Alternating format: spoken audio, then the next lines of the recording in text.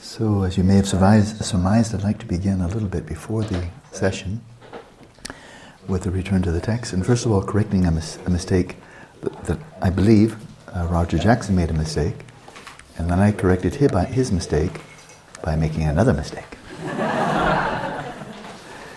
So this is back, in my text it says page 50, but I've messed around with this text an awful lot. It's back to that citation, that quote from the Way of the Bodhisattva, or A Guide to the Bodhisattva Way of Life. He says, thus, just two lines, thus, in meditating on the lack of self of persons, it is necessary at the outset to identify the object of negation. If you can find that, I'll make it correct. It's rather an important one, because I really got it wrong, and I think Roger did as well. And why I feel confident that the translation I'm going to give now is correct, I went back to the translation my wife and I did. She's an outstanding Sanskritist, and checked it in context, and checked the Tibetan and so forth, and it became very clear that the translation we had there was correct, although even there I've modified it a bit, but the other two wrong. So if you found it?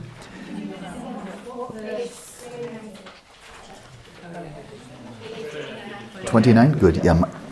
Good, yeah, yours is different, and I'm looking at a very altered text, a word text, a word document. So, page 29 in yours. Thus, in meditating on the lack of persons, can you see it? Okay, good. Prepare to correct. So, and correct the correction, because I just introduced another mistake. So here's what I believe is a very close and accurate translation from the Bodhisattva, and that is, without detecting the imaginary entity,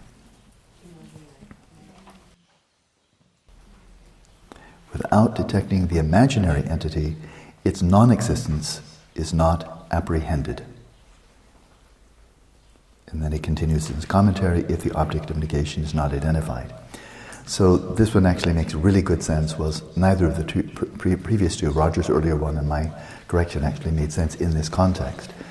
And the reason for that is that there's a Tibetan term, just the technical stuff, but for Anna, for Glenn, anybody else who can read Tibetan, there's this word takpa, which can mean investigate, it can also mean impute, and it can also mean to completely speculate or project. And they're all correct, but then which meaning is it? Well, that all depends on context, because it's the same term, although the Sanskrit doesn't necessarily have that same ambiguity. So without being in touch with, but I just say detect, because that's what it really means here. The imaginary entity is something that you've completely projected that isn't there. Okay? So the silly example I gave earlier is useful just because it's so silly and easy to understand. If I'm delusionally thinking that I am Napoleon, the actual Napoleon Bonaparte, then I'm thinking there's someone here, Napoleon, that's me. It starts diluting. And so that's the object of my delusional self-concept, I'm Napoleon. Well, the Napoleon who's here is a fiction, it's a complete projection, right? Now my grasping onto that, thinking I really am Napoleon, that's real. That's a delusional state of mind. But the object of that delusional state of mind, Napoleon who's here, doesn't exist at all. But to my delusional mind, it sure does, And so that's the imaginary, in this silly example, or analogy. Napoleon here is the imaginary object. So without detecting the imaginary entity, and that is without detecting the imaginary entity as an imaginary entity, and that is recognizing it as such. So if I had therapy from dear Catalina, I'm suffering from this psychosis, she would show me, first of all, that in fact there is no Napoleon here. She showed me there's not a shred of evidence here. So I keep on grasping onto it, but she persuades me not just to stop thinking that, like the boy who thought he was a kernel of corn, because that just suppresses it, ready to pop out any catalyst, because he still thinks he's a kernel of corn, he's just learned how to manage well. Whereas if Catalina can show me unequivocally, beyond all doubt, there's no Napoleon here, then I've gotten in contact with, detected, gotten in touch with, that's the term, the completely fictitious nature of Napoleon here. Having done so, then without doing that, I cannot apprehend its non-existence. Without seeing the fictitious nature of Napoleon, I cannot apprehend the absence of Napoleon here in this person. Okay? Now, silly example, but it's very easy, isn't it? It's kind of nice, because it's so silly and so obvious. And now we take this to this massive barrage of analysis that Tsongkhapa and his great followers have presented, inspired by Chantakirti, Shantideva, Nagarjuna, and so forth. And they say, okay, there was a silly example, here's one that's not silly, grasping onto myself as being inherently existent, you know? And so, and what does that mean? I exist from my own side. I already am before anyone, I or anyone else thinks about me, labels me, conceptually designate me. That's all fluff on a really existent self that has a body and mind, and I really have a body and mind. So that self is the Napoleon. We can take it very seriously. When we say things like, who do you think you're talking to? You like that one. Hey, Beatrice, who do you think you're talking to? I'm a PhD from Stanford. I've been teaching 40 years. I published 40 books. Who do you think you're talking to? You know. And whoa! Oh, sorry. I didn't know your ego was that big. You know? So that comes up, you know, when we're insulted, when we're praised, when we're, the classic one Tibetans love is when we're falsely accused. I didn't do that. How can you accuse me? I would never do that. You know, boy, it's coming out like you put your finger into it, like the Pillsbury Doughboy. You know, oink, oink. Right. So that's what he's saying. When you see it, without seeing that it's fictitious, you cannot see its total non-existence. Now, the classic method, as all of you, the good Gelugpa scholars know here, is this is the first thing you identify, and then you just bring out the heavy artillery of one type of analysis after another. Parts and whole analysis, analysis by way of dependent origination, analysis by way of causality, is this self born from itself, others, both, or neither, and you just intensely bombard it. Maybe one will be sufficient, maybe you'll just bring in the whole flotilla of Nagarjuna's myriad reasonings and the Mula Madhyamaka Karika, and just blow it off the face of the earth, you know. This is the approach of philosophers. This is the approach of people who are very skilled and in reasoning and logic, are good at it, they trust it, and they know how to use it like a surgeon uses a knife. And it's worked. It's worked. It may not be one's own cup of tea, but anybody who thinks that the Gelugpas have just been, you know, just flapping their gums, just talking for the last 500 years, got that one wrong. There are many who are simply debaters, who are good teachers, but there have been people like Genlam Rinpa, one of my own teachers, Geshe Rapten, Geshe Ngaren Taige, Geshe Ugyen Setten, the list goes on and on. Oh, these are formidable meditators. Dzong Rinpoche, formidable meditator, pure Gelugpa, but formidable. I mean, he was a Siddha. He visited here at Tsongkhapa Institute. So, you know, if you have that kind of powerful intellect, and you're good at philosophizing, you're drawn to it, and you trust it, you don't think, oh, that's just intellectual mumbo-jumbo. If you have that, then this doesn't work for you. Not because it's no good, you're no good at it. And we tend to deprecate things that we're not any good at. General tendency. So, but now he sets this forth, and he refers to this as a, you know, highly trained Gelugpa. But what I find so interesting here is that he doesn't do that. It would be so easy for him just to take that lock, stock, and barrel from the classic Gelugpa literature. Tsongkhapa and the great adepts after him, Gyalwa Gendun Dupa on Tsongkhapa's right, Kedupche on his left, his two principal spiritual sons. He could have just drawn that and put it right in here, but he didn't. That's what I find interesting. He didn't do that. You see later on. He doesn't see. Now hold that object of negation in mind and now apply. He doesn't do it. Right? He really goes, he alludes to this, acknowledges it, but then when he's ready for guiding you in meditation, he cites his own root text, first of all, and this is where we go now. And I'm doing a little bit of repeating here because I'm going to front load the next meditation with Panchen Rinpoche himself. He'll be your guide, and front load it so you can do this in silence. Back to the root text, where it says 29, and then from within the foregoing equipoise. Can you find it? Anybody give the right pagination? 34, thank you. 34. 30, okay. Now, from within the foregoing equipoise, you should like a minnow swimming.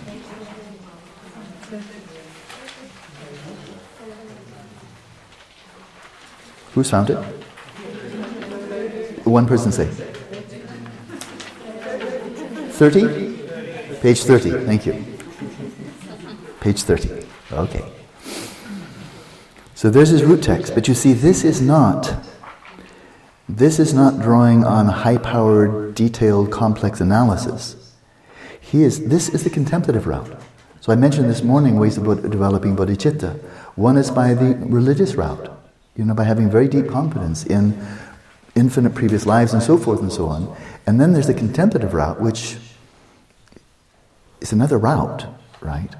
Where you're tapping into, and I'm not going to give this morning's talk all over again, it went on long enough already, but going deeply into that realm of your own existence that is just pure and lovable, right? And knowing that's your ground state. So that was the whole gist of the morning's talk.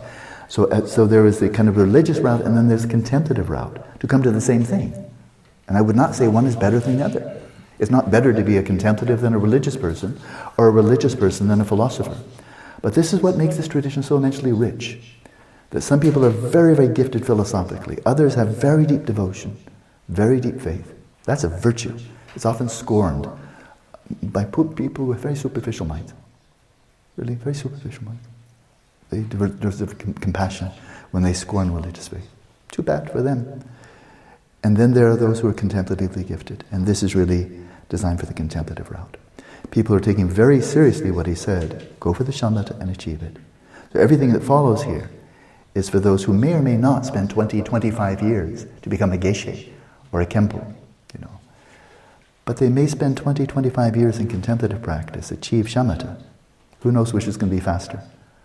To become a geshe, earn that degree after 10, 20, 30 years, or put in whatever time is needed, however long it is, and work through all the barriers, all the challenges, all the upheavals to actually fully achieve shamatha.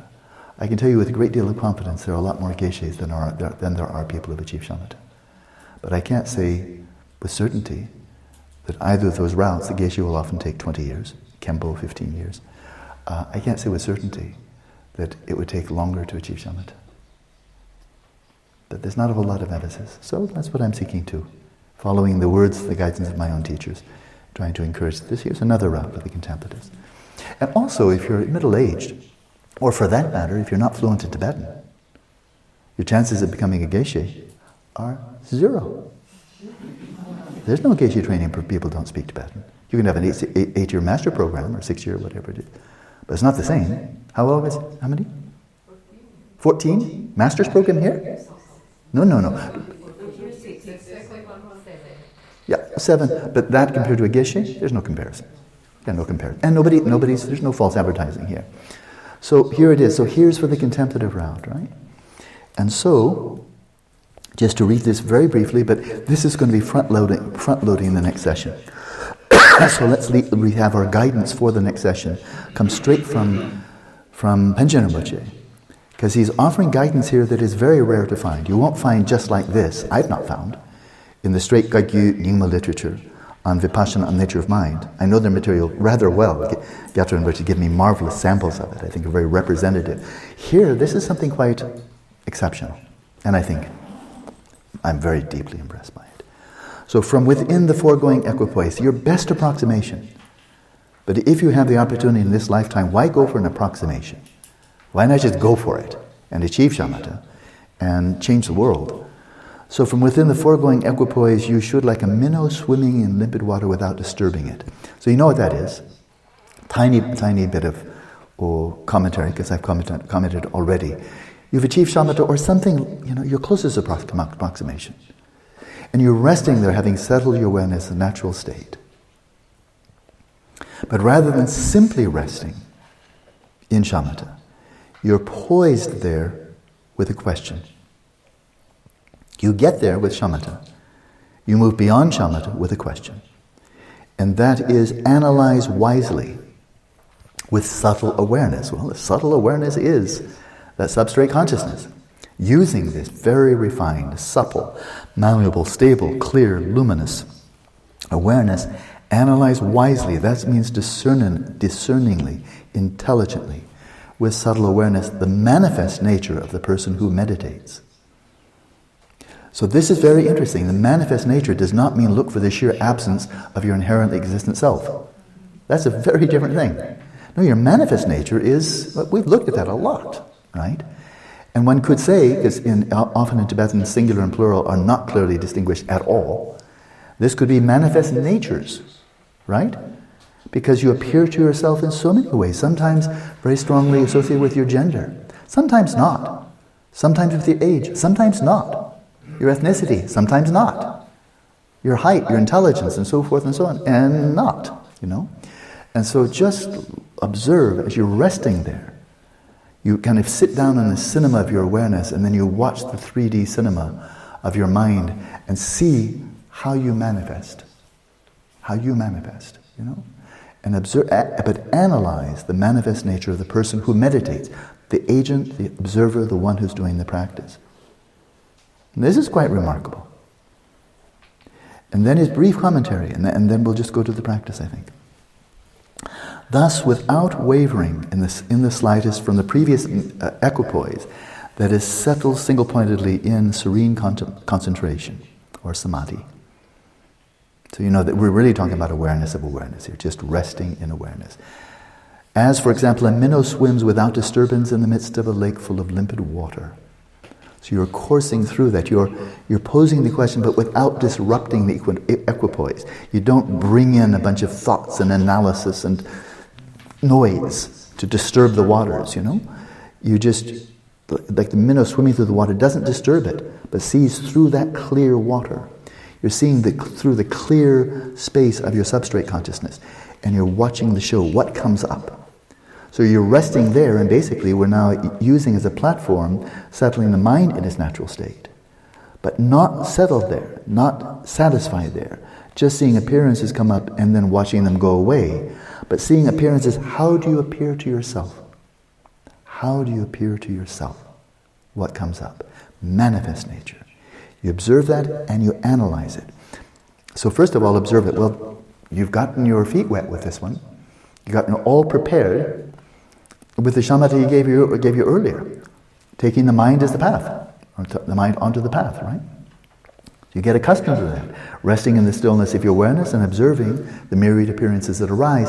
But now we're being selective.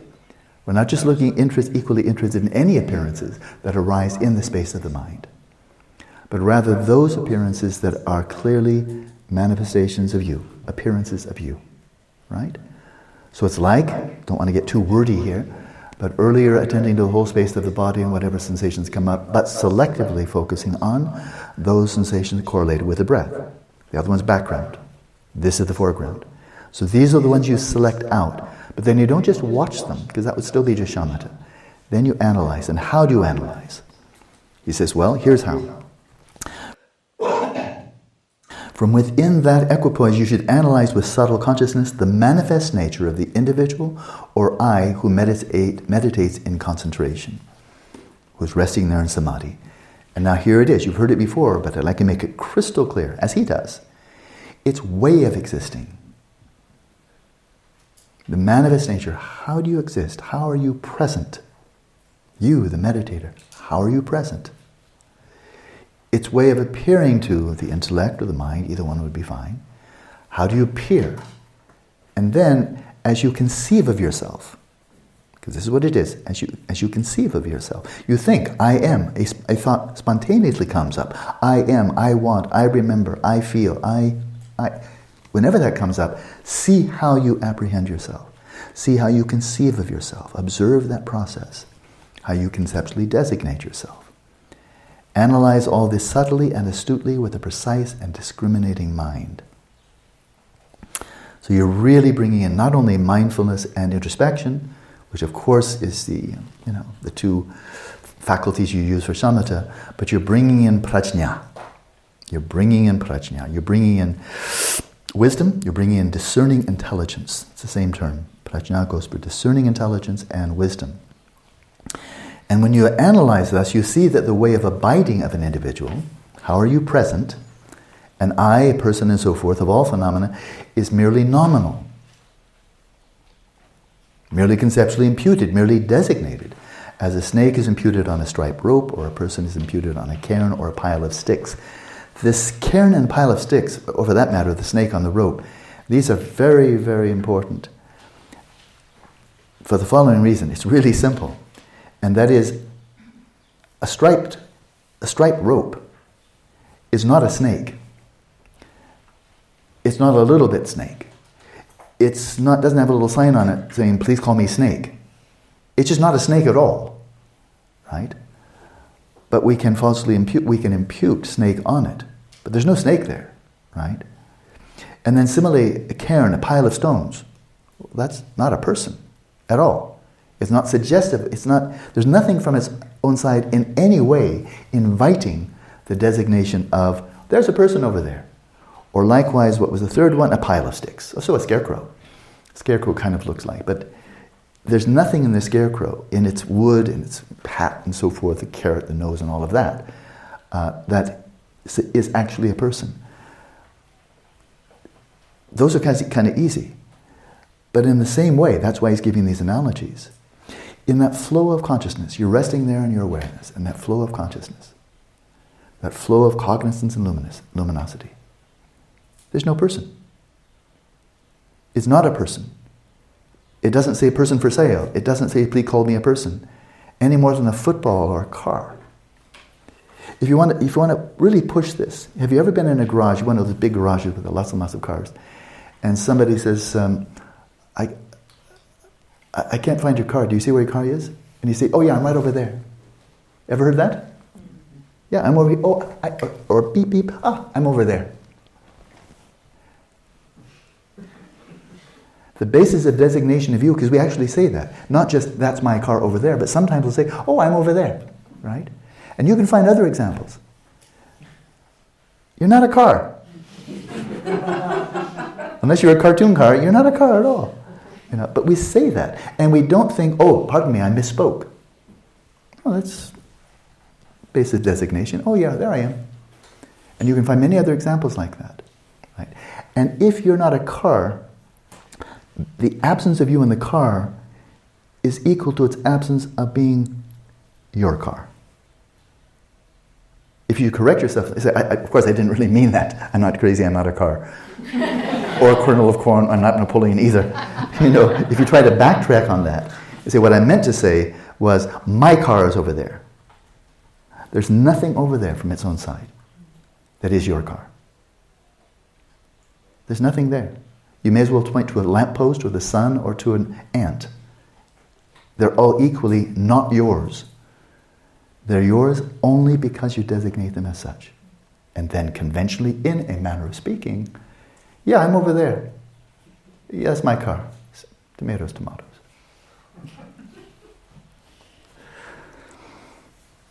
So you see what he's doing? He's saying just watch it. Rather than trying to hold in mind the deluded mind and its object, which is very good for philosophers, very good for, frankly, for people still working out of a coarse mind. Because if we're working out of a coarse mind, this is very hard. And in the Geshe training, I don't think you get any training in this. I went, somewhat down that road. Not even remotely do you get this kind of training. You're too busy clapping your hands and, clapping and clapping your hands a lot more and memorizing text, reading, preparing for exams and so forth. That's a full-time job. Let alone all the pujas and other things you need to do. They don't have time for this. It's a different training. It's like being an engineer versus an artist. It's just a different training. This is a different training. But this is good if you are starting when you're 50 or 60 or whatever. This you can do.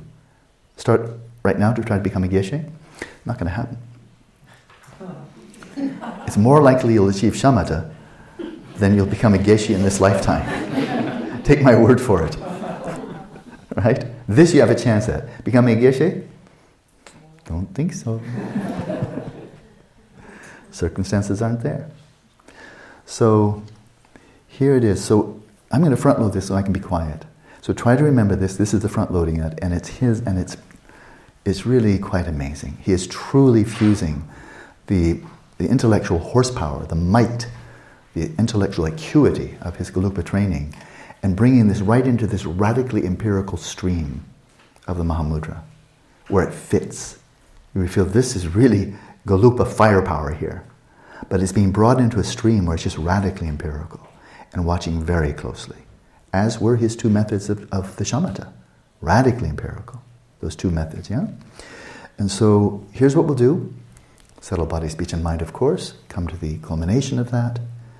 And then resting there in that stillness, rest there for a little while. And see if you have any sense of I am meditating. Very simple. Do you have a sense of I am meditating? Not this image or that image, but do you have a sense of being someone? Meditating. And if you do, how do you manifest to yourself? What comes to mind? Manifest nature. And if sometimes you think this practice is going well, I'm doing it well, there's the word I. So keep on the alert for the word I. When it crops up, either kind of semi-consciously, deliberately, or it just comes up all by itself. I. When that one comes up, then look for the referent. What are you referring to? How are you manifesting when you say I? Oh, my mind's wandering. Okay, who? I'm the owner of the mind. My mind's wandering. Okay, who? How are you manifesting? Right? What's abiding? What's abiding that you will say quite rightly that you are meditating, maybe sometimes sloppily with excitation and laxity, but you were doing the practice for 24 minutes. You were doing that all the way through, right? So what was there all the way through? That gives you quite rightly the basis for saying, I meditated all the way through. Faulty, but of course, but I did my best job, right? Manifest. And then, especially when you just relax and don't do not cut off thoughts, images, memories, and so forth. But when they do arise, then appearances of yourself as a woman, a man, younger than you are now, and so forth and so on, appearances may very well arise. And it could be very, very diverse, right? So see how the appearances come up. And then finally, and this is the crucial one, they're all crucial, but this is equally crucial, in this very simple and radically empirical analysis of the self, of one's own self, then when you do have a sense of your self-concept, you're apprehending it, you're having a sense, you're having a feeling, I am. You have an awareness, a self-conscious awareness, I am meditating, I am distracted, I am getting dull, I'm getting lax, I'm getting bored, I'm getting stressed, I'm getting tight, I'm getting frustrated, I'm getting blissful and satisfied, I'm realizing Rigpa. Whatever comes up. Examine how you apprehend yourself. Okay? It's simple. And of course, whenever we say that it's simple in the Mahāmudrā Dzogchen tradition, it never means easy. But it does mean simple. It doesn't mean complicated. Okay? So let's jump in. Please find a comfortable position. And I think I've front-loaded it enough, so then we can just have it in silence. So returning to the text, that was his instruction, right there. Right to the point, he says, just watch. And watch how you conceptually designate yourself on a basis that isn't you any more than a striped rope is a snake. And that goes also to the circumstance I think you all experienced in this last session, where nothing particular is coming to mind. Sometimes you're just resting there and there's not much happening, but you don't feel, oh my God, I vanished, I fall into a void, I've become non-existent. You probably feel pretty relaxed, I hope so. And so what's that lingering sense of I, when you're not being insulted, you're not being praised, you're not being falsely accused, just kind of humming along, that way of abiding. And I would suggest, here's a proposal, that what is continuous there is just that flow of mental consciousness upon which you are designating, I am the meditator. A flow of consciousness is not a person. Beata's a person. Amy is a person, right? You have a head, you have arms, shoulders. Your consciousness doesn't. So consciousness is not a person. And you're not in the formless realm, human being. But on the basis of that flow of consciousness, then you could designate something that wasn't already there and is not to be found in the flow of consciousness itself. And that will get very interesting very quickly. But you watch, rather than doing high-powered analysis, which is very, very powerful if you had sufficient training. But this is why, I say clap your hands. Well, actually, they're doing something very serious there. They're spending up to 8 hours a day working through all their qualms, working through all false conceptions, working through all lack of certainty, lack of clarity. For people like Renata, philosophical mind, with a lot of questions, a lot of qualms, a lot of doubts. Good. You can either follow that route, but then that means you need training. You need training. Not not only one. Glenn has been through a lot of training. Anna's been through a lot of training. So people who get that, then qualms do come up. Questions come up. Uncertainties come up. Objections come up. That's all good. But if you're following that track, then roll up your sleeves, because there's a lot of hard work to be done. Because however I'm going to say this is my opinion, however smart you are, and some people are very smart, I don't think you're a match for Tsongkhapa. That's just my sense. I don't think you're as smart as he is. Sorry. I don't think you're as smart as Nagarjuna. Whatever you come up with, don't think that Nagarjuna hasn't been there first. And don't think, oh gosh, you're white, you're a Westerner, you're science. Oh, I never thought of that because I'm a pre-scientific person. Don't get your hopes up.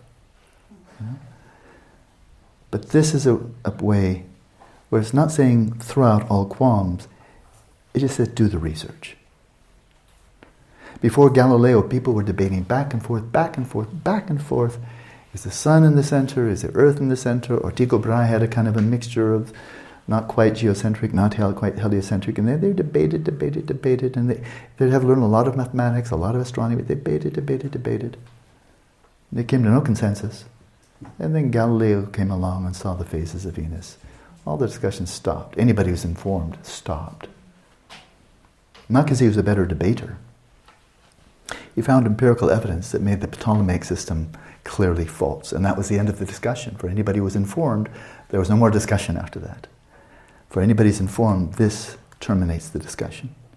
When you see for yourself how you designate yourself into existence, and the self that is so designated has nothing more than a nominal existence of the same status as the fact that this cell phone's mine.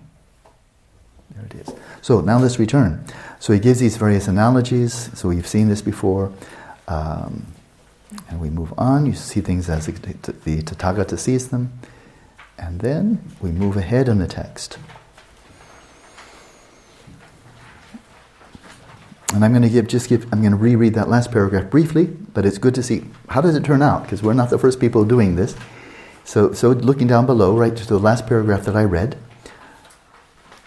Thus, when you examine with a subtle consciousness, where is it? What page? 33. Good. I'm going to read that paragraph really quickly. You can see where you're going. Yes, this is leading the witness. It's leading you to liberation. That should be okay. It's not leading you to get all the right answers in the exam. It's leading to liberation. And so then, thus, when you examine with a subtle consciousness from within equipoise, he keeps on highlighting that point. If you don't have equipoise, then you really can't do this practice. And it's a different type of training than getting a PhD in Buddhist philosophy or getting a Geshe or a Kempo degree.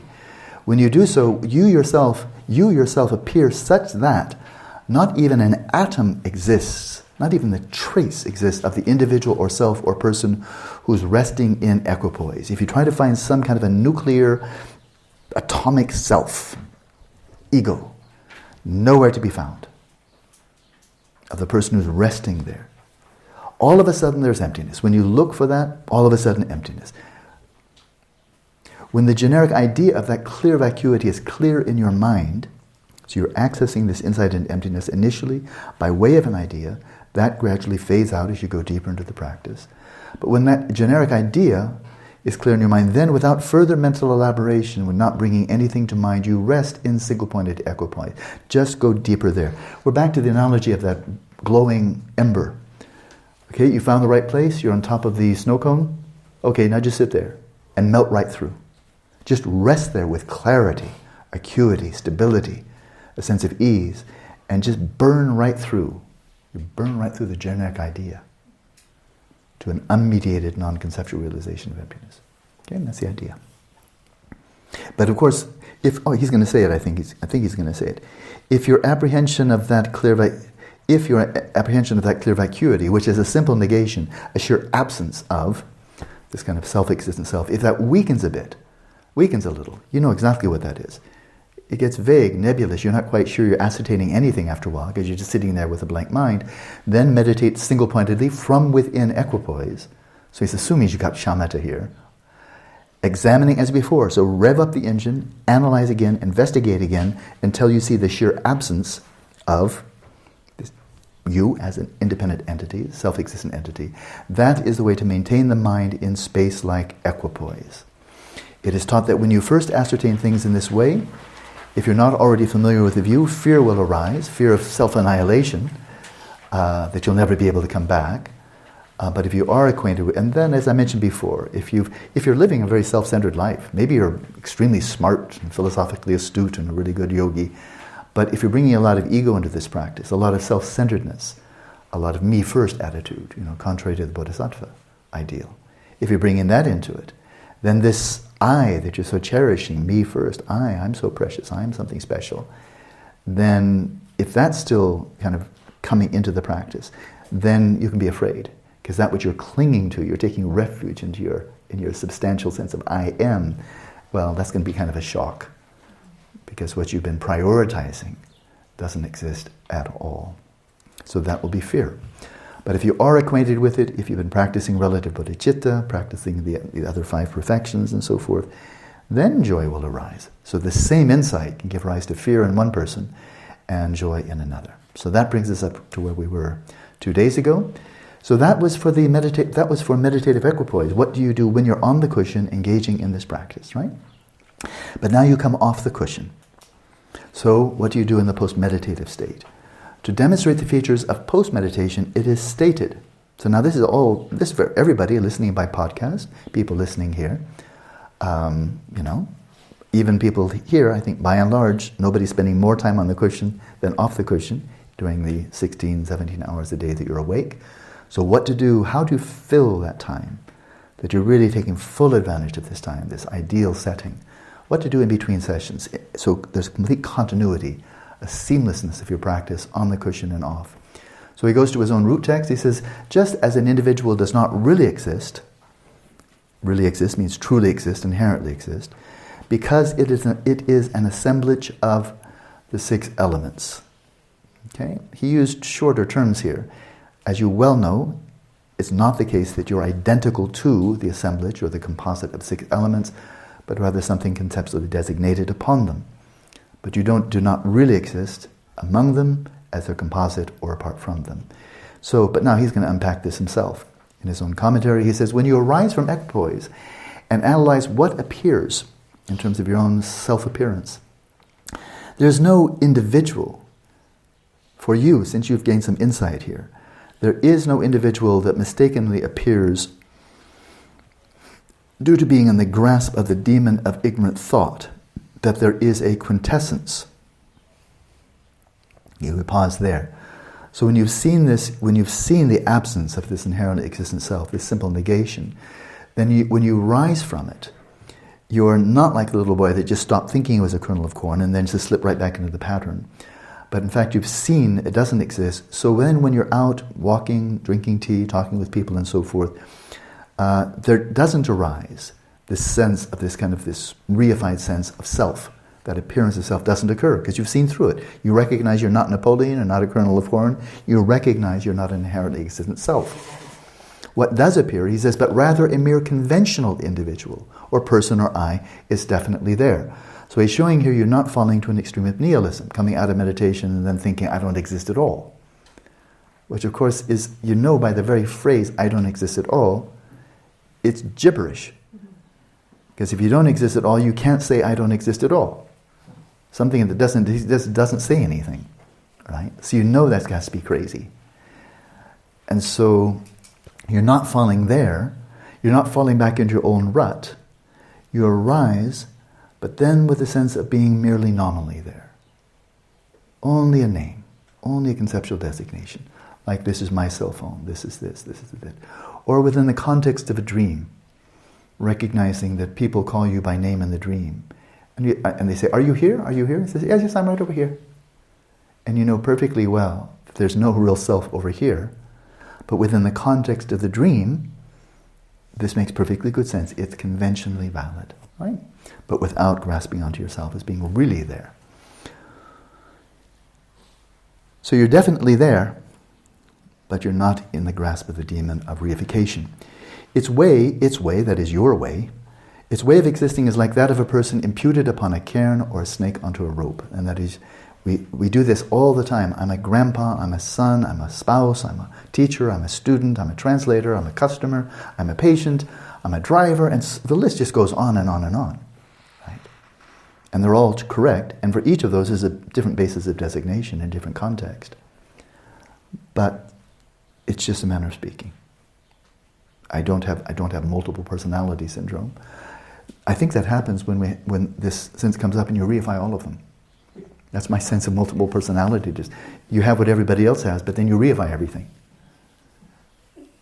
So if somebody says, "Are you there?" You say, "Which one?" You talking to me, or me, or me, or me, or me? So, but of course, I don't know what I'm talking about. I don't know. I'm not a psychologist. So having produced a consciousness ascertaining that an individual, so-called individual, is a mere name imputed on a mere collection of one's own 6 elements or 5 aggregates, a mere sign, a mere imputation of thought, a mere not really existent, I like the way he translated this, a mere not really existent dependent arising. Dependent arising, okay, dependent related event that is empty like an illusion, meditate with certainty. In other words, you've got it, and now familiarize yourself. Get into that flow and let it completely saturate your mind stream. So you're a not really existent dependent arising. It's nice. Not really existent, you know exactly what that means. And now I'll just unpack something. This is straight Tsongkhapa. It's really quite brilliant. What exactly does it mean dependently arising in this context? It's quite straightforward, and I would just say it's very deep. And that is, all right, any person here, Kirsty, is a sequence of dependent related events, empty of inherent nature. What does it mean to say that Kirsty is a dependent related event or dependent arising? What it means is she's a person, and so in 3 ways is she a dependent related event or sequence, matrix of events, none of which are really her, right? First way, Kirsty arises independent upon prior causal conditions. No Kirsty Mama, no Kirsty Papa, no Kirsty. Just for starters, but then there's a lot of causalities. No food for the last 30 years, no Kirsty. And then all the other cooperative conditions coming in. If they weren't there, she wouldn't be here. She would be, Kirsty, rest in peace. And now, something else. So prior causal conditions, very straightforward. Right? There's a dependence. You wouldn't be here if it weren't for prior causal conditions. That's straightforward. Then Kirsty has a body, has a mind. Take away Kirsty's body, there's no more Kirsty. Kirsty's in the bardo. Kirsty's dead. She lost her body. It got trashed, it got mutilated, it got killed, whatever. Then Kirsty's not there. They say on the debating courtyard, there's no such thing as dead people. Dead human beings.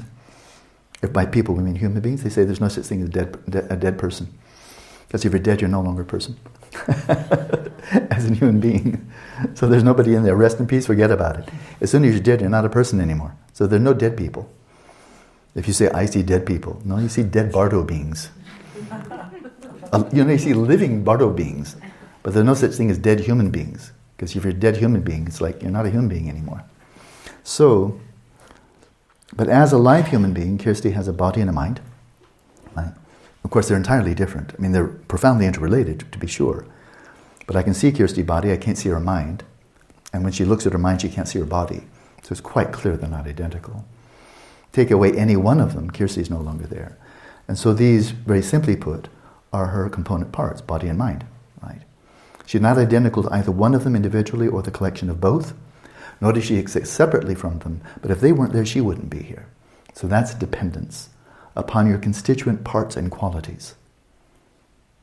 Okay? It's a simultaneous dependence. The first one is sequential, dependent on prior causal conditions that gave rise to you. But now that you're here, if you didn't have your various qualities, your parts, then you wouldn't be here. But you're not identical to those parts. So this is all making pretty good sense. First one, straight science. Science does that kind of causality all the time. Philosophers look into these mereological sums, and that is qualities upon which the solar system has so many planets, in the sun and so forth and so on. It has And then we have the relationship of parts and whole. They're called mereological sums. So that's the second type of dependence. That's pretty well known, and kind of really can't doubt it. The third one is the subtle one. The third one's really the subtle one. And that's what he was getting at in the preceding meditation. Kirti would not exist independently of the conceptual designation of Kirti. If Kirti didn't do it, Kirti could be in a coma. She would not be designating herself at that time. But her friends would, her parents would, and so forth. They would be designating her. But if there's no one anywhere that's designating Kirti, Kirti doesn't exist. If there's no one designating a Higgs boson, it doesn't exist. It's designated on the basis of a basis of designation. A Higgs boson is designated upon a basis of designation that is an array of qualities that are not a Higgs boson. No one of those qualities is a Higgs boson. The collection of the qualities is not a Higgs boson. The Higgs boson is designated, imputed, projected upon a basis of designation that is not a Higgs boson, never has been. The interesting point, I could linger here a lot and I won't, but what's really, really interesting about this, because that could sound like, oh, you mean you just trashed the whole Large Hadron Supercollider, you've made a mockery of modern particle physics and so forth. No, we haven't. One of the teachers that I studied under in Switzerland was one of Geshe Taige's root gurus, Geshe Ugyen Seden. Geshe Ugyen Seden lived over 90, well into his 90s, I believe. He was the abbot of the monastery in Switzerland before Geshe Rapnin was appointed there. Brilliant scholar. But it turned out he was really quite a formidable meditator as well, and he was renowned to be a real master of Madhyamaka. People who knew him said, oh, this man, boy does he knows Madhyamaka. So I had the good opportunity to translate for him teaching Madhyamaka in Switzerland back in the late 70s. And so he told me, when I was monk and serving interpreter, he said, I think maybe I'd read the Tao of Physics, I had a little bit of interest in physics, I don't know, but somehow out of the blue, or out of his clairvoyance or whatever he said, he told me back in about 78 or so, he said, Alan, as we study Madhyamaka, as we investigate Madhyamaka, we are not refuting the existence of elementary particles. We're not going to chime in and say, hey, you physicists, I have a different opinion about Higgs bosons, they don't really exist, stupid. You know, no. We're not challenging the existence of Higgs bosons. If they have very good, solid empirical evidence, based upon superb technology, incredible mathematics, and so forth, we're not going to just come lumbering in and say, No, they do exist. They exist relative to that conceptual framework, relative to that system of measurement. But the interesting part, the really interesting part, is that once you have designated a Higgs boson on the basis of this very superb research and the specific data that led you to confirm the hypothesis Higgs boson does exist, relative to that cognitive frame of reference, Higgs bosons have been around for the last 13 plus billion years. It works retrospectively. And they will be around from this cognitive frame of reference, even if an asteroid hits planet Earth and wipes us all out. From this cognitive frame of reference, they will exist for billions of years in the future, Higgs bosons. Right? That's interesting. And they will exist in other remote regions of the universe that we've not explored yet and don't know anything about. Higgs bosons exist. Right now, they exist there too. Right? So, with one designation, upon one designation, then it's like sheet lightning. And it goes through time, and it goes through space. Now the universe is populated by Higgs boson, and it has been for billions of years. From the perspective or relative to this cognitive frame of reference. Independent of this cognitive frame of reference. So I'm going to comes to a question. Ready? Here's a cognitive frame of reference. It's called elementary particle physics. It's called the standard theory. Where's Philippe? Philippe, where are you? There you are. Standard theory? Standard atomic theory? Model. No, standard model, okay? I mean, it's really an incredibly brilliant model that makes sense of this myriad of elementary particles, correct? Yeah. So it's an outstanding model, and it's been tested, and its value, its rigor has been tested in many, many ways. Empirically, mathematically, by brilliant minds. These are all true statements. Relative to that cognitive frame of reference, These Higgs boson now, beyond it seems all reasonable doubt, they do exist. But here's the question. Independent of that cognitive frame of reference. You ready? I just said relative, that they have existed since for billions of years, they will exist, they exist billions of light years away, and so forth. Independent of that cognitive frame of reference, do Higgs bosons exist? No. Felipe, independent of that cognitive frame of reference, do Higgs bosons exist? Are there any dissenting views? We don't know.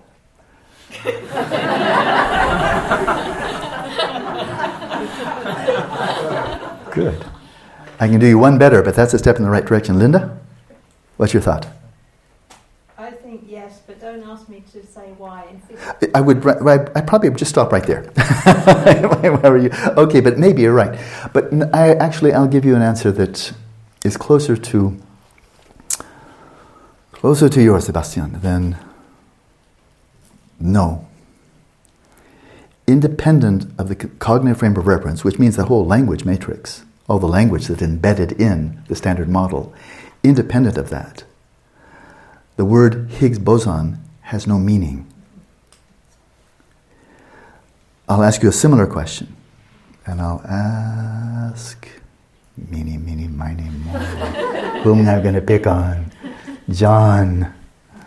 John, give me your best shot here. Serious question. You ready?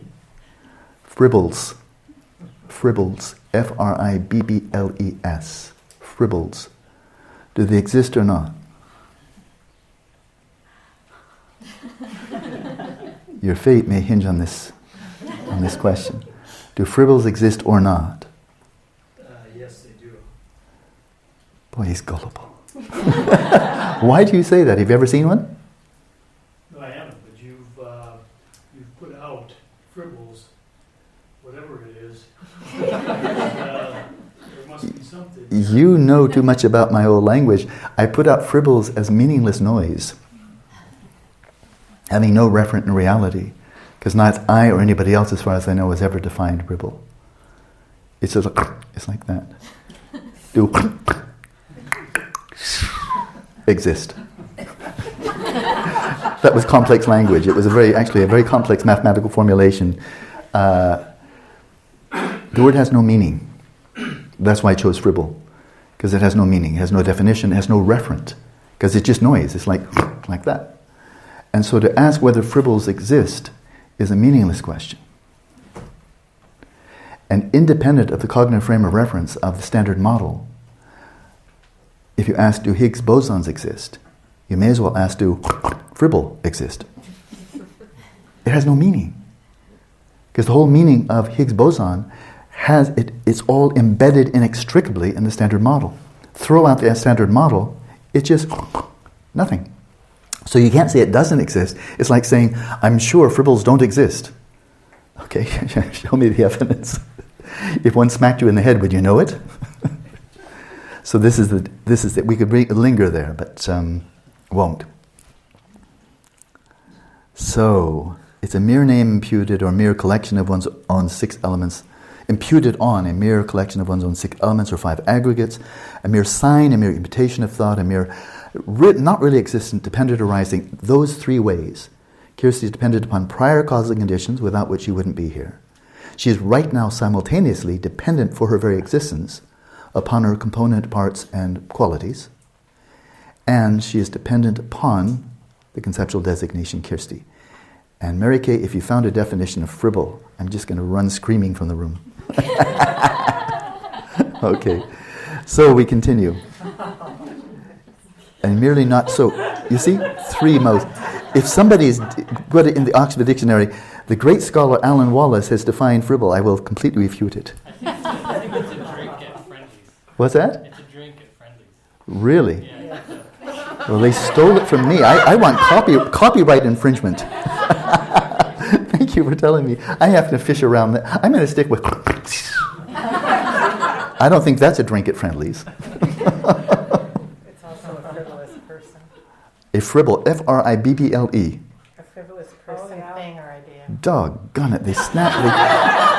I just tried to find something meaningless and I couldn't come up with it. Gosh, okay, thank you. I'm going to use that. I'm going to... You're not going to find that in the dictionary. Spell it. Okay, from now on, no more fribbles. They do exist. And what did you say, John? You said they do exist. You were right, I'm wrong. Jeez, humiliated. Nice work. Okay, this is also to be remembered through the profound songs in the sutras. The King of Concentration Sutra, the Samadhi Raja Sutra says, an illusionist creates imaginary forms, various horses, elephants, and chariots. Back in the good old days, they would do that with samadhi, mantra, and some physical substance. And the combination of those three, they could conjure up images. Like this yogi in the south of Bhutan can conjure up a leopard and a deer. Those three. So it's high contemplative tech. You can actually see it, three-dimensionally. Just like David Copperfield. He needs millions of dollars to create his illusion. The yogi can do it with, number one, that's the hard one, is samadhi. Anybody can write us out a mantra. And I checked out the substance. It could be like a stick or a stone, nothing special. No kind of esoteric substance. So that's what he's talking about. So you create the illusions of various horses, elephants, and chariots, just as they do not exist in the way they appear. They appear to be really there from their own side. Well, they don't. They don't exist in the way they appear. Their appearance is misleading, so you should understand all phenomena. And he's going to continue in this. They're nice metaphors. Just as a young woman in a dream sees her son being born and die, and is happy when he's born and sad when he dies, so should you understand all phenomena. So her sadness and her happiness, as real as it gets, but the son at whose birth she rejoices and at whose death she is saddened has no existence whatever, just an appearance. Just as the moon's reflection at night appears in water that is limpid and unmuddied, yet the moon's reflection is empty and unreal, ungraspable, so should you understand all phenomena. It appears, and I love this analogy because the reflection of the moon in the water has causal efficacy. It does things. You can photograph it, right? If you hold a newspaper up to it, here's the reflection. You hold the newspaper. You might be able to read the newspaper by the reflected light of the moon in the water, and yet there's nothing down there. And in fact, that the image, it really blew my mind when I first discovered this when I was 20. But the image of the moon in the water is about 237,000 miles beneath the surface of the water. Yeah. I mean, the image, when you look into a mirror, and the mirror is 2 meters away, the reflection of you is 4 meters away. 2 meters behind the surface of the mirror. Bring out your camera lens and that will verify that. That's when the image is in focus. Not the surface of the mirror, 2 feet behind the mirror, or if you're 2 meters in front of the mirror, the image of you that you see crystal clear is 2 meters on the other side. But then if you say, oh good, I'll look, and you go behind the mirror, and you want to see your reflection from the side, well, that's trying to look at a rainbow from the side. But a rainbow has causal efficacy, even though it's not there. There is, so if it's 2 meters, then if the moon is 237,000 miles up there, the reflection is 237,000 miles down there. Not even where the moon is. So you know where that reflection, there isn't anything at all. And yet, you can photograph it, and it has causal efficacy. It's very cool. Just as at noon in the summer, beings are tormented by thirst, and travelers see mirages as bodies of water. The water seems to be really there. You can photograph it. But of course there's no water there, so you should understand all phenomena. In a mirage, no water exists, but deluded sentient beings desire to drink it. There cannot be drinking of unreal water, so you should understand all phenomena. Just as people cut through the waterlogged trunk of a plantain tree, like a banana tree, because they desire its core. Though inside and out there is no core. So you should understand all phenomena. So it's this fundamental incongruity between the way phenomena appear and the way they actually exist. And That's the theme there. And so for yourself, as you examine yourself, there's an appearance of self, and there is no self where you're looking, just an appearance. And yet, the self does have causal efficacy. You are meditating, we're not denying that. It's not that you don't exist at all. So this is how you try to carry this through. As you engage with people, you walk down the street, you eat, you talk, you answer email and so forth. Watch the sense of self that arises. Now much more interesting, much more dynamic, much more engaged, more causally effective or efficacious. When you're doing all the stuff in the world, especially people listening by podcast, having a lot of things to do as soon as you finish the podcast, then watch how you arise. And watch how you arise, like you arise as a mirage, reflection of the moon, and so forth. Arising, and yet, wherever you think you are, there's no I to be found. No I to be found. You're an illusion. So, Atisha, who is also said to be a previous incarnation of this Panchen Lozang, at the end of his section on ultimate bodhicitta, he starts with Chuna Milum Tapurta, the very first line of the ultimate bodhicitta teaching, and this is all pith instruction. He said, view phenomena as if they were dreams. And then he goes through very, very, very much Mahāmudrā-like radical empiricism, focusing right on the nature of the mind, right? And then he finishes with meditative equipoise. And in one line, he said, all right, now what do you do in the post-meditative state? Right? Before he goes into bodhicitta and Tonglen and all of that, one line. He begins with, view all phenomena as if they were dreams, and he ends, Tunsam Gyumek Yiburja, in between sessions, act as an illusory being, as if you were an illusory being, as if you were just a sheer illusion. But a really cool virtual reality, high-tech illusion. So if somebody reached out to touch you, they'd actually have tactile sensations. And they can see you, of course, and they can hear you, but they can actually touch you. This, I've spoken with a world expert on virtual reality. I'm going to meet with him next Saturday. And I suggested to him something, because I can see, a lot of people say, I'm just tagging along. This is going to be the next big, big wave. It's going to be a multi-billion-dollar industry of fantastic escape from reality. It's going to be massive entertainment, virtual reality. And I suggested to my friend, he's at the Scuola, that they probably will have something like this, won't they? Something like a wetsuit, full skin suit that you put on, but it's not a wetsuit, of course. It's a really high-tech skin, so that when you put on whatever you put on, the helmet or whatever, and you're in this 3D world, and you can see and you can hear, if you reach out to touch someone in this complete virtual reality, you'll feel the tactile sensations because of this full suit, this full skin, high-tech skin.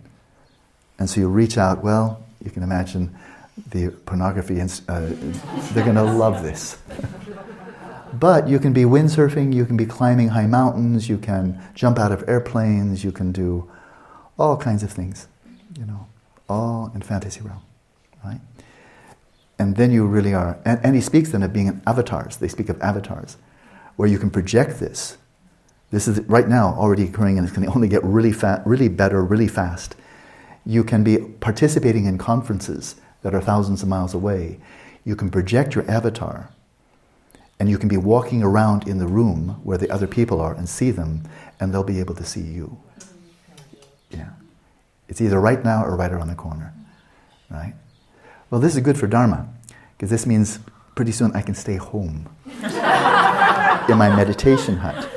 As you notice, I'm not hugging many people these days. I don't want you to get used to hugging until you get the suit, and then we have a nice friendly hug.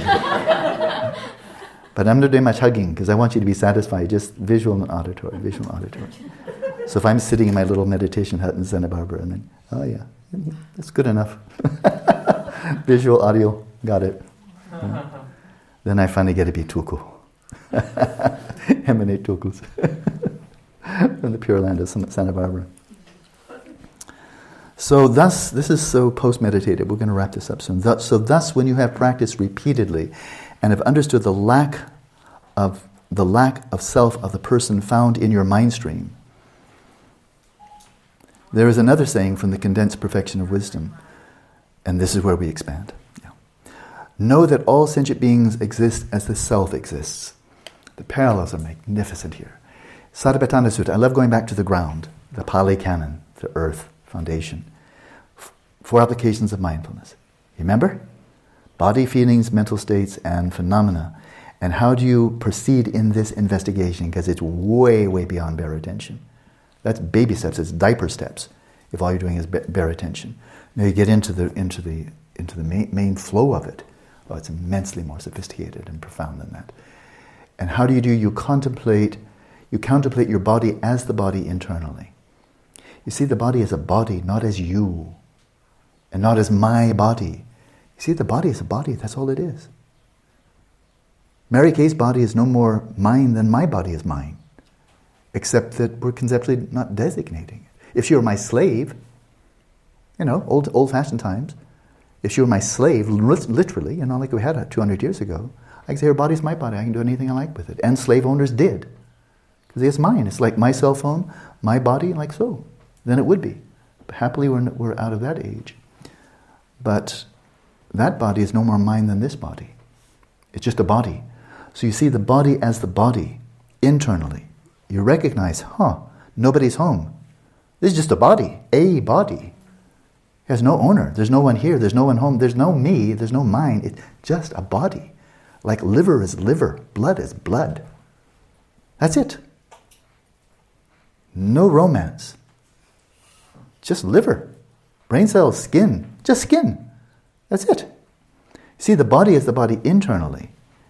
And then you see the body as the body externally. Jeffrey's body is just a body. That's not him. It doesn't belong to him. It's not a person. It's just a body. Just a body. You examine the body internally, you examine the body externally, you examine the body internally and externally. You see how your body interacts, influences other bodies, and they influence yours. It's brilliant. And then you go for feelings, mental phenomena, mental events, and then phenomena at large. He's doing the same thing here. When you've really you rested at home and you've done this analysis with respect to yourself, because that's the most important one, because that's where we're deluded all the time. I'm not deluded about Mary Kay that much because I'm not, she's not filling my attention most of the time, But myself, I am where I am. I go where I go. And so, as you gain insight into the emptiness of your own self, and that you see that you're just a standard issue human being, you're no less a self, more a self than anybody else, then the dominoes fall. As you see the emptiness of yourself, then, oh my goodness, there's a lot of us. All sentient beings is alike. Everyone under the same analysis. That was big. Know that all sentient beings exist as the self exists, which means they do exist as the self exists, and they don't exist as the self doesn't exist. And then he goes, in these 2 lines, he goes beyond that. Know that all phenomena exist as all sentient beings exist. You see how it does? You do for yourself as a person, a sentient being, then you apply this to all other sentient beings, suddenly they're all empty, and your way of viewing them has to radically shift. Has to radically shift. And then, as with sentient beings, so with everything else. Trees, plants, elementary particles, galaxies, planets, and so forth.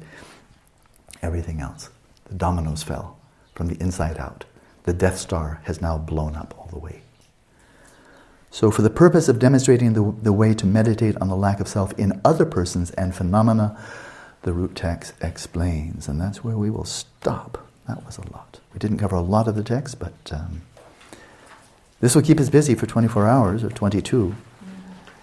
And that is, keep on coming back. Just keep on going deeper. Don't expect to be really good at it the first time you try. Because we're not going to make this complicated. I could start citing Tsongkhapa and Nagarjuna and Chantakirti and all the complex reasonings, but that's not the Mahamudra route. The Mahamudra route is, that was simple, go deep. Right? Go deep.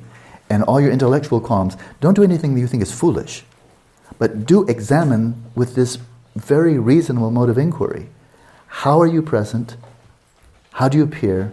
How do you conceive of or apprehend yourself? How? And is this a valid hypothesis that, in fact, you are conceptually designating yourself upon phenomena that are not and never have been and never will be you? Right? So you start there, And then he's just giving you your marching orders when you're out marching off your cushion and you're out and about. Tunzam gyumek giborja, between sessions, act as if you were an illusory being. Or another phrase, a way of doing it is act as if you're already dead. It's very useful. I've tried it. It's very, very useful. If you're dead, you never get insulted. You never feel superior to other people. You never feel you're really there. You know, in the sixth sense, the little boy said, I see dead people. You're one of the dead people. You know, you're just an appearance. Nothing more. You're the plantain tree with no core. You're the mirage. You're the reflection of the moon. You appear and you're not there. And if you're ready for that, it's just, there's that phrase, as soon as I heard it, it lingered in my mind, as it did for many other people. The unbearable lightness of being. The book and the movie. Cool, eh? Yeah. Isn't it cool? Unbearable in kind of delicious, like your mind's going to just, like your head's going to explode. Unbearable, like, whoa. Lightness, like, being. Kind of like that. I don't really know what I'm talking about, but I have a sense maybe that wasn't ridiculous. Hola, so, not too bad. Enjoy your day. Post-meditative experience, here we come.